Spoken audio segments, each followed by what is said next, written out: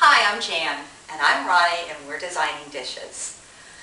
Over 30 years ago, my sister-in-law showed up on Christmas Eve with a Tex Mex dip. My family loved it, ate it all, and we've never let her come back again without bringing that Tex Mex dip. So we're going to make it here today. Now, I know there are a gazillion recipes for Tex Mex dip. There sure are. But this one is really unusual. It's different than any other one I've ever seen. You know, we're going to make this for our big game party that we're going to have, so just stay with us and let's make it now. All right, the base layer of our Tex-Mex dip is softened cream cheese. I'm going to put that in the center of our gorgeous glass tray and smooth it out to about 10 inches in diameter. Now, you can use fat-free sour cream, cream cheese, not sour cream, sorry. Or you can use the one with all the fat. It'll be up to you. All right, 10-inch diameter. It's going to take a little bit here. There's also that 1/3 the fat. You can use That's that true. too. You can use that, okay. The next thing we're going to do is add guacamole. And we've purchased the guacamole. It is a 1/2 cup of purchased guacamole. Doesn't that look good? Nice green color. Okay, spread that evenly. And next ingredient will be salsa. There's all different hotness to salsa. I like the hot salsa, right, Ronnie? Right. You're the hot girl. I'm the hot girl. But if you want to use another type of salsa, you can, right? Yeah, absolutely. And also remember that salsa comes in many different textures. Some of it is very smooth, some is very chunky. If you buy a chunky salsa that has a lot of extra liquid in it, you want to make sure that you do pour off the extra liquid that is not needed. And at this point, we are ready to add our fresh chopped tomatoes. This is 1½ cups of freshly chopped tomatoes. And if you have tomato juice, try not to get that in there. I'm going to try to just get the tomatoes.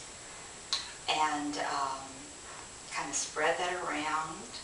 If you have some tomatoes that, like mine, just fell off on the side over there, don't worry about it. We can pick that guy up afterwards we're assembling this. Everyone's going to love this at our big party. Okay, that looks pretty good to me.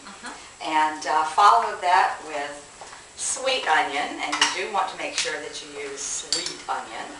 This is a Vidalia. This is a 1/2 cup of chopped sweet onion. Get that evenly. And now next is going to be green pepper. Now I know some people don't like green pepper so much. I would suggest that you put it on there the first time because it really does add a lot, and I'm not a huge green pepper fan either, but I really miss it when it's not there, so I suggest that you add it. And if you don't like it the first time you make this dip, you can always change over to another type of pepper, like a sweet red pepper or something like that.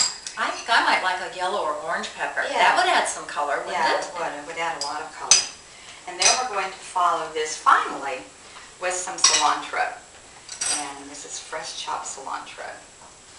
I love cilantro. Oh, I do too. It smells. I mean, I could just eat it because it smells so good. I know. Okay, so that's our Tex-Mex dip, our unusual one. And the part that's so unusual is that cream cheese base.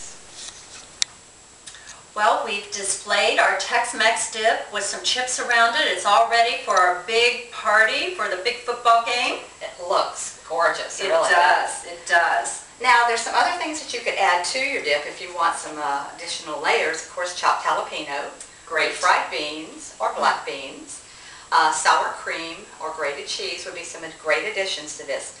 But let me say that I have tried it many, many different times with many different layers, and I've discovered that the further away from the cream cheese and the fresh chopped vegetables you get, the more you lose the distinction of this dip and the more it becomes just like any other dip. So my suggestion is basically use the cream cheese and the fresh chopped veggies and then only 1 or 2 other layers. Don't do 7 layers. I can't wait to taste it, and we hope you'll enjoy this recipe.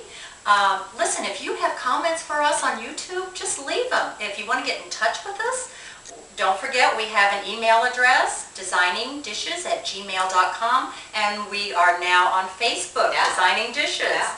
I guess we'll see you later. I'm Jan. I'm Ronnie. Thanks.